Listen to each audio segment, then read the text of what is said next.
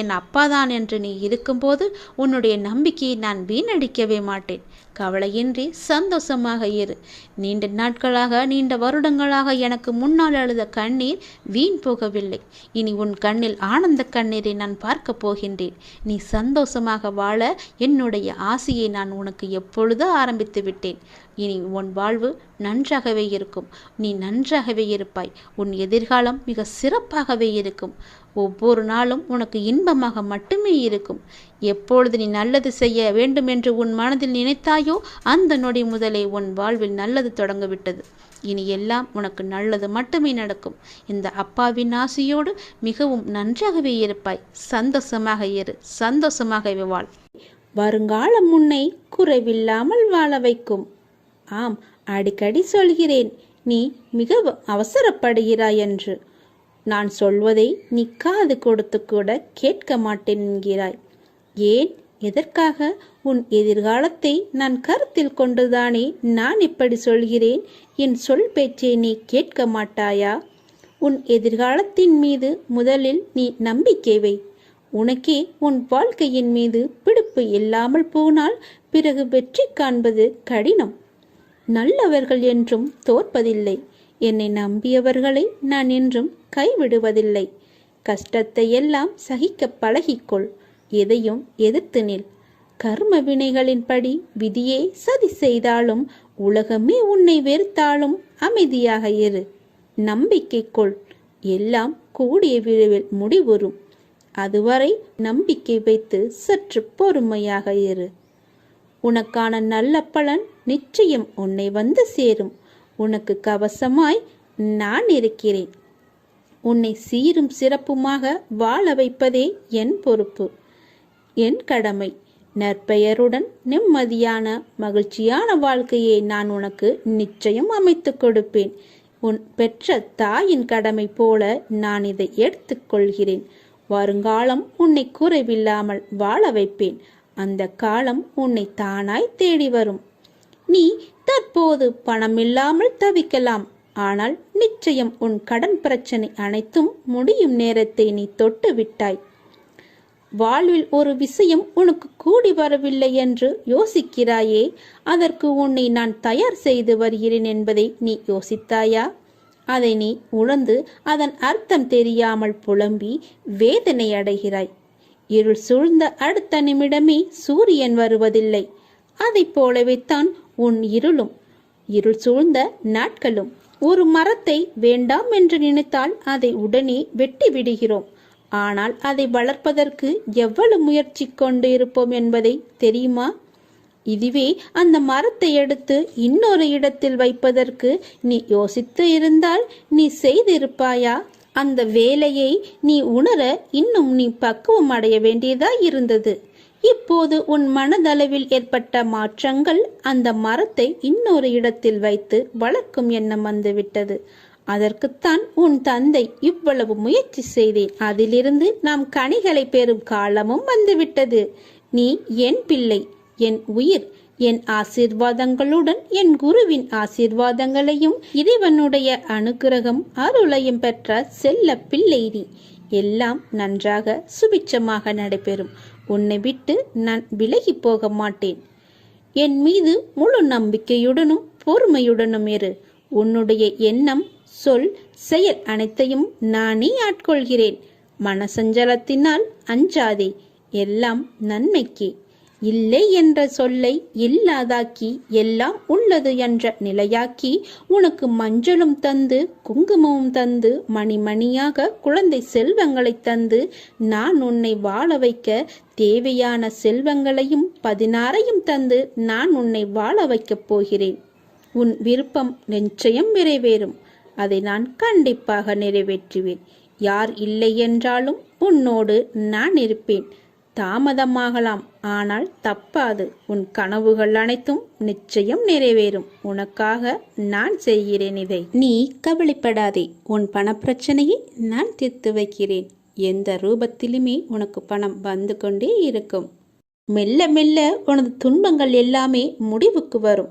உனக்கு கஷ்டத்திலிருந்தும் நோயிலிருந்தும் விடுதலை கிடைக்கும்படி நான் செய்வேன். உன்னுடைய கடன் பிரச்சனை எல்லாமே தீரப்போகிறது. நீ எதிர்பார்த்தபடியே உனக்கு பணவரவு இருக்கப் போகிறது. நீ வேண்டியபடியே, நீ கேட்டபடியே அந்த பணத்தை நான் உனக்கு தரப்போகிறேன். நீ இப்போது பணம் இல்லாமல் தவித்து கொண்டிருக்கிறாய். உன் பண பிரச்சனையை தீர்ப்பதற்காகத்தான் நான் ஒருவரை அனுப்பியிருக்கிறேன். அவர் மூலம்தான் உனக்கு பணம் கிடைக்கப் போகிறது. யாரென்று அடையாளம் அறிந்து கொள், தெரிந்து கொள். வருவது நானாக கூட இருக்கலாம். இன்றைய காலகட்டத்தில், இந்த நிலையில், இன்றைய சூழலில் உனக்கு பணம் பெரிய ஒரு கஷ்டமாகவே இருக்கிறது. அந்த பண பிரச்சனை எல்லாமே தீரும் வகையில் நான் உனக்கு ஒரு வழியை ஏற்படுத்தியிருக்கிறேன். அந்த வழி சிறப்பானதாக இருக்கும். அதிலிருந்தே உன்னுடைய பண கஷ்டங்கள் எல்லாமே தீர்ந்துவிடும். அதிலிருந்து தான் உனக்கு நிரந்தர வருமானமும் கிடைக்கும். நீ கவலைப்படாதே. உன் பணப்பிரச்சனையை தீர்ப்பது என்னுடைய பொறுப்பு. நான் இன்றுதான் ஒருவரிடம் பணம் கொடுத்து அனுப்பியிருக்கிறேன். விரைவில் அவர் உன்னை தேடி வருவார். யாரென்று அறிந்து கொண்டு அந்த பணத்தை நீ வாங்கிக்கொள். நீயாக சென்றாலும் சரி, இல்லை அவராகவே வந்தாலும் சரி, கொடுப்பது நான் தான். உன் பணப்பிரச்சனை அதிலிருந்து தான் தீரப்போகிறது. நீ எப்போது அந்த பணத்தை வாங்குகிறாயோ அன்று முதலே என்னுடைய ஆசீர்வாதம் மூலம் உனக்கு பணம் கிடைத்து கொண்டே இருக்கும். உன்னுடைய கர்மாக்கள் எல்லாமே நீங்க பெற்று உன்னுடைய கடன் பிரச்சனைகள் எல்லாமே தீர்ந்து பணமழையில் நீ நனையப் போகிறாய். உன்னுடைய கடன் பிரச்சனை, தீராத கஷ்டம் எல்லாமே நிவர்த்தியாய்விடும். கடன் நிற்கிறதே என்று கவலைப்படாதே. இனி உன் வாயிலிருந்து பணம் இல்லை என்ற சொல்லும் வரக்கூடாது. ஏனென்றால் பணப்பிரச்சனையை தீர்க்கத்தான் நான் ஒருவரை அனுப்பியிருக்கிறேன். நானும் வருவேன். எதிர்பார்த்து காத்திரு. நீ என்னை நோக்கி வர வேண்டும் என்றால் நீ நான் சொல்வதைப் போல செய்துவிடு. உனக்கு எல்லாமே நல்லதாகவே நடக்கும். உன்னுடைய தொழில், நீ இப்போது பார்த்து கொண்டிருக்கும் வேலை உனக்கு சிறப்பானதாக மாறி பல மடங்கு உத்தியோகத்தில் பதவி உயர்வு பெற்று கூடுதல் வருமானமும் கிடைக்கும்படி செய்கிறேன். செய்து கொண்டேன், செய்தும் விட்டேன். அது விரைவிலேயே உன் கையில் கிடைக்கும். நான் சொன்னது போலவே அந்த தை மாதத்திற்குள்ளே உனக்கு கிடைத்துவிடும். தை 1ஆம் தேதிக்குள் அதற்கான நல்ல செய்தியும் உன் காதுகளில் விழும். உன் பணப்பிரச்சனை முற்றிலுமாக நீங்கிவிடும். எனக்கு பண கஷ்டம் இருக்கிறது என்ற வார்த்தையை இனி உன் வாயில் இருந்து வராது. உனக்கு நல்லதாகவே நடக்கும். நல்லது மட்டுமே நடக்கும், உன் அப்பாவின் துணையோடு. மெல்ல மெல்ல உனது துன்பங்கள் எல்லாமே முடிவுக்கு வரும். உனக்கு கஷ்டத்திலிருந்தும் நோயிலிருந்தும் விடுதலை கிடைக்கும்படி நான் செய்வேன். உன்னுடைய கடன் பிரச்சனை எல்லாமே தீரப்போகிறது. நீ எதிர்பார்த்தபடியே உனக்கு பணவரவு இருக்கப் போகிறது. நீ வேண்டியபடியே, நீ கேட்டபடியே அந்த பணத்தை நான் உனக்கு தரப்போகிறேன். நீ இப்போது பணம் இல்லாமல் தவித்து கொண்டிருக்கிறாய். உன் பண பிரச்சனையை தீர்ப்பதற்காகத்தான் நான் ஒருவரை அனுப்பியிருக்கிறேன். அவர் மூலம்தான் உனக்கு பணம் கிடைக்கப் போகிறது. யாரென்று அடையாளம் அறிந்து கொள், தெரிந்து கொள். வருவது நானாக கூட இருக்கலாம்.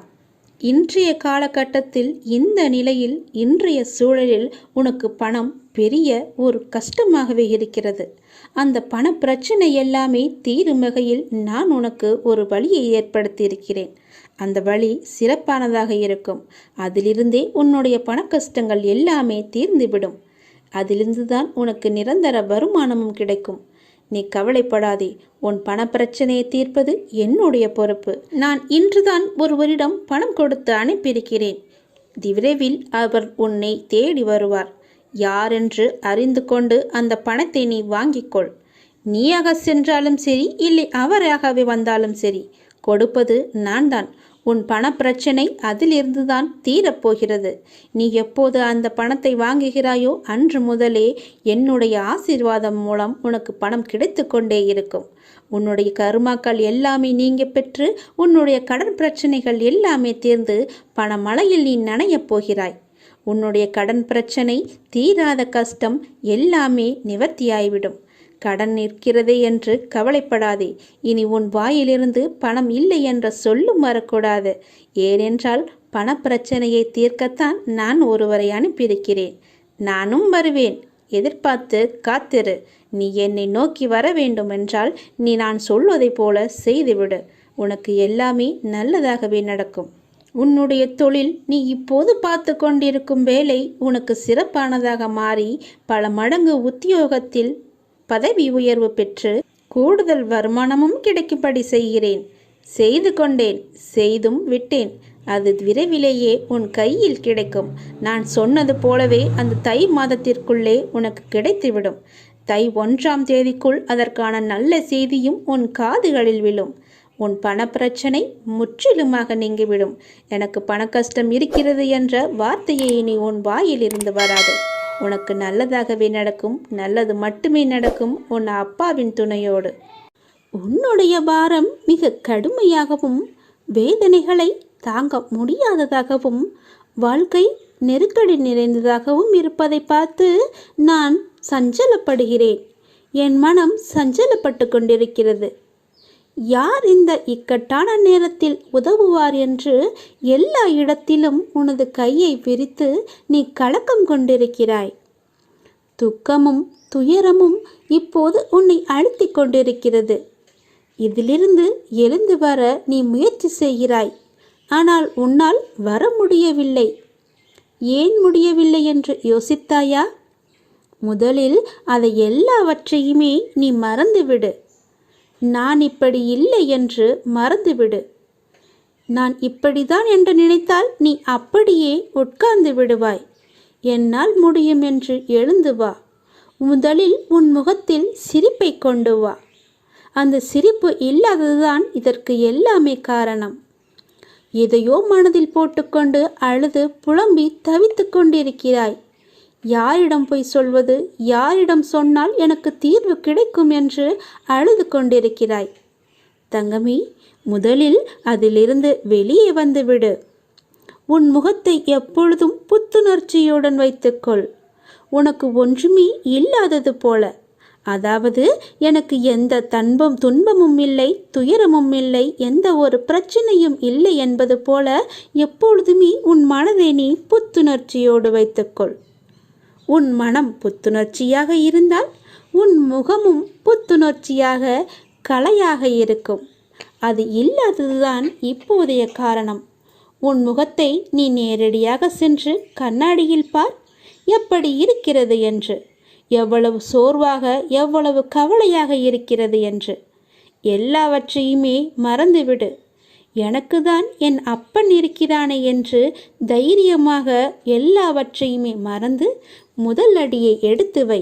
உன் மனதை மகிழ்ச்சியாக வைத்துக்கொள். என்னை நம்பி என் ஆலயத்திற்கு நீ வா. நீ வளமுடன் வாழ்வாய். எந்த குறையும் இல்லாமல் வாழ்வாய். உனக்கு வாழ்க்கையில் எந்த ஒரு கஷ்டமும் இருக்காது, எந்த துன்பமும் இருக்காது, எந்த துயரமும் இருக்காது. முதலில் நான் சொல்வது போல செய். உன் வாழ்க்கை எப்படி இருக்கிறது என்று பார். உன்னை தேடி அவர்கள் விலகி சென்றவர்களெல்லாம் தானாக வருவார்கள்.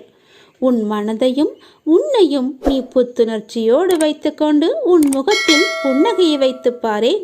எப்படி தேன் போல ஓடி வருகிறார்கள் என்று. வாழ்க்கைக்கான அர்த்தத்தை தான் எல்லோருமே தேடிக்கொண்டிருக்கிறார்கள்.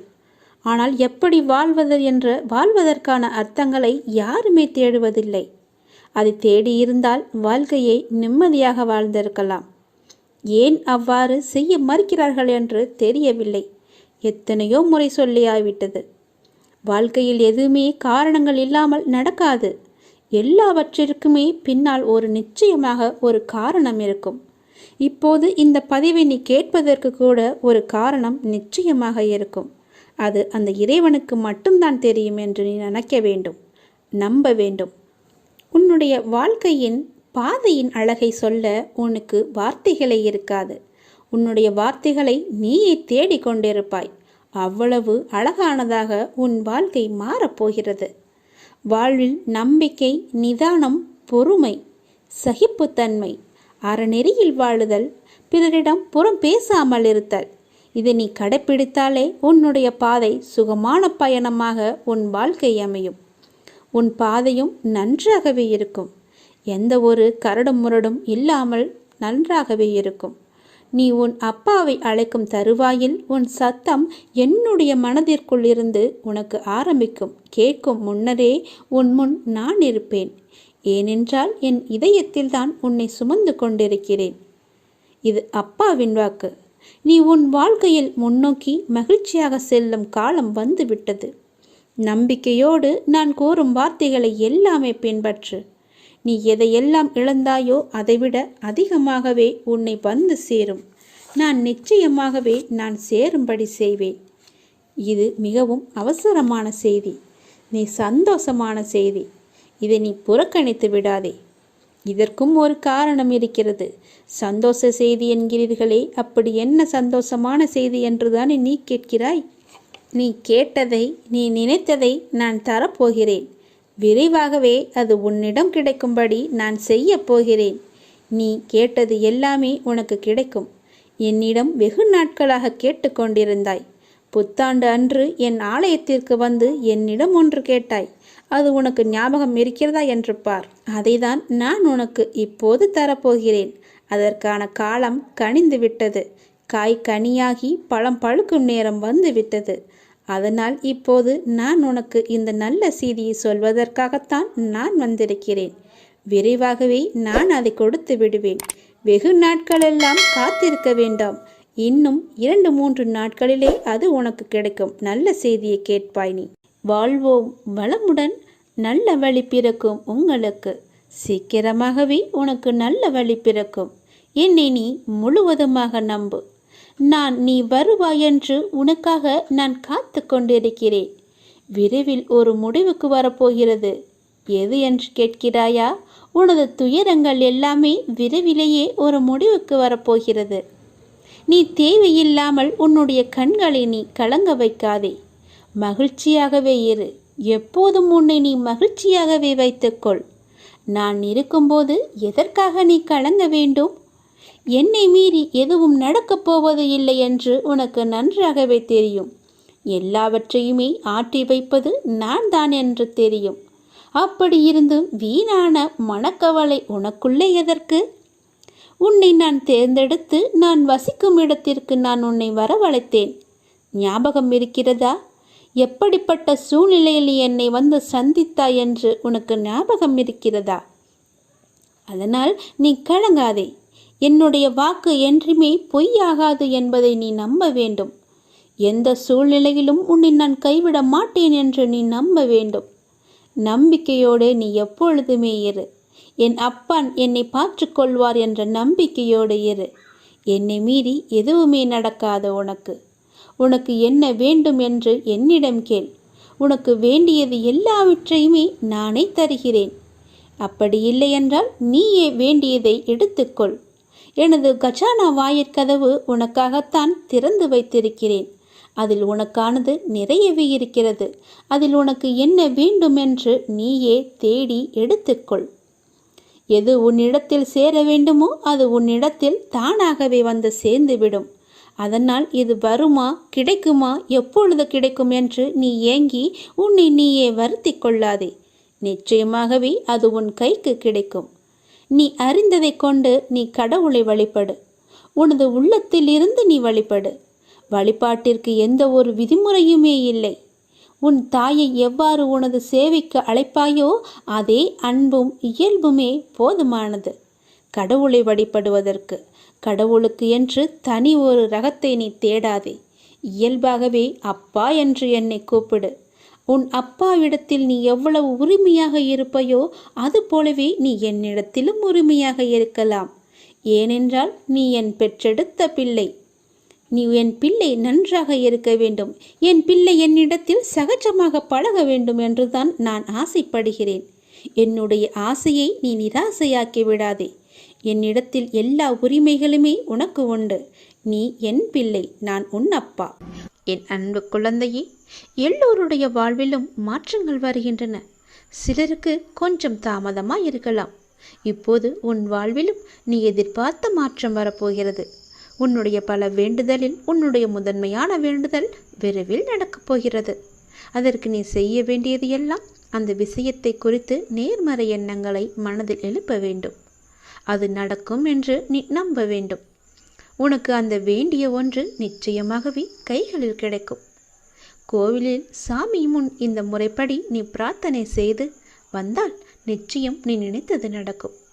நமக்கு எப்பொழுது எந்த பிரச்சனை எந்த ரூபத்தில் வந்தாலும் நாம் அந்த பிரச்சனைகளை முடிக்கவும் அதிலிருந்து முழுமையாக விடுபட்டு வெளியே வருவதற்கும் நாம் செய்யும் முதல் காரியம் தெய்வத்திடம் சரணடைந்து பிரார்த்தனை செய்து நம் குறைகளை கூறி வேண்டிய வரங்களை பெற்றுக்கொள்வோம்.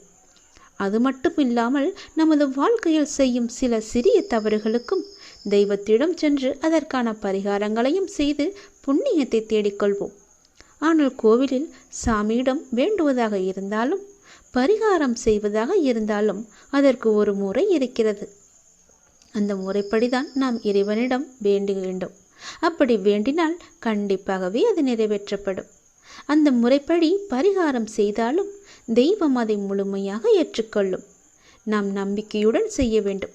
அதனால் இன்று கோவிலில் தெய்வத்தின் முன் எப்படி பிரார்த்தனை செய்வது, எப்படி வேண்டுவது பற்றி தான் நாம் இப்போது சொல்லப் போகிறோம். கோவிலுக்கு சென்றால் தெய்வத்தின் முன் மண்டியிட்டு வேண்டு என்று நிறைய பேர் சொல்லி நாம் கேள்விப்பட்டிருப்போம். ஆனால் நம்மில் எத்தனை பேர் இந்த முறையில் தெய்வம் முன் மண்டியிட்டு வேண்டியுள்ளனர் என்பது நமக்கு தெரியாது. ஆனால் அடுத்த முறை நீங்கள் கோலதெய்வ கோயிலுக்கு சென்றாலும் அல்லது வேறு ஏதாவது உங்களுக்கு பிடித்த தெய்வத்துடைய கோவிலுக்கு சென்று வேண்டினாலும் தெய்வத்தின் முன் முட்டி போட்டு உங்கள் பிரார்த்தனையை வையுங்கள். நீங்கள் தெய்வத்தின் சன்னிதானத்திற்கு முன்பு மண்டி போட்டு உங்கள் இரு கைகளையும் ஏந்தி உங்களுடைய பிரச்சனையை குறைகளை கடவுளிடம் சொல்லி வேண்டிய வரங்களை நீங்கள் பெற்றுக்கொள்ளுங்கள். இப்படி நீங்கள் முட்டி போட்டு வேண்டினால் தெய்வம் நாம் கேட்டதை உடனே கொடுக்கும் என சொல்லப்படுகிறது. இப்படி நீங்கள் எந்த தெய்வத்தின் கோவிலுக்கு சென்றாலும் முழங்கால் போட்டு மண்டியிட்டு உங்களின் இரு கைகளையும் ஏந்தி வேண்ட வேண்டும். உங்களுடைய வேண்டுதலை சீக்கிரமாகவே ஏற்றுக்கொள்வார். அதே நேரம் அந்த வேண்டுதல் சீக்கிரம் தெய்வத்தால் நிறைவேற்றியும் தரப்படும் என்பது காலம் காலமாக மக்களிடம் உள்ள நம்பிக்கை. அந்த நம்பிக்கை உங்களுக்குள்ளே இருக்க வேண்டும். நீங்கள் நிறைய கோவில்களில் சில தெய்வத்திற்கு வேண்டுதல் வைத்து முழங்கால் மண்டியிட்டு கோவிலை சுற்றி வலம் வருவார்கள். கோவில் படியேறி தங்களுடைய நேர்த்திக்கடனை செலுத்துவார்கள். இப்படியெல்லாம் கூட தெய்வத்திற்கு பிரார்த்தனை செய்யலாம் என்று நம்முடைய சாஸ்திரங்களே கூறுகிறது. இருந்தாலும் உங்களுடைய உடம்பை பிரார்த்தனை செய்கிறேன் என்ற பெயரில் வருத்தி கொண்டு நீங்கள் முழங்காலிட்டு கோவிலை சுற்றியோ அல்லது கோவில் படிக்கட்டிலோ நடக்க வேண்டும் என்ற அவசியம் கிடையாது. உங்களை உடலை வருத்தி தான் நம்மை செய்ய வேண்டும் என்று யாரும் சொல்லவில்லை. எந்த கடவுளும் நிர்பந்திக்கவில்லை. தெய்வத்தின் சன்னிதானத்திற்கு முன்பு மண்டியிட்டு தெய்வத்தை முழு நம்பிக்கையோடு நினைத்து மனதார வேண்டிக் கொண்டாலே போதும். நீங்கள் நினைத்தது நிச்சயமாகவே ஒரு மண்டலத்தில் நடக்கும். அதாவது 48 நாட்களுக்குள் அது நடந்தே தீரும். நீங்களும் உங்கள் இஷ்ட தெய்வத்தை நினைத்து முழு நம்பிக்கையோடு வேண்டுங்கள். எந்த தெய்வமாக இருந்தாலும் கை நீட்டி கேட்டால் கண்டிப்பாகவே கொடுப்பார். இல்லை என்று சொல்லாமல் நமக்கு அள்ளி தருபவர்தான் தெய்வம். மண்டியிட்டு கைகளை ஏந்தி கடவுளிடம் கேளுங்கள். உங்கள் பிரார்த்தனை நிச்சயம் நிறைவேறும். ஓம் சரவணபவ. ஓம் முருகா போற்றி. அனைவருக்கும் நல்லதே நடக்கட்டும்.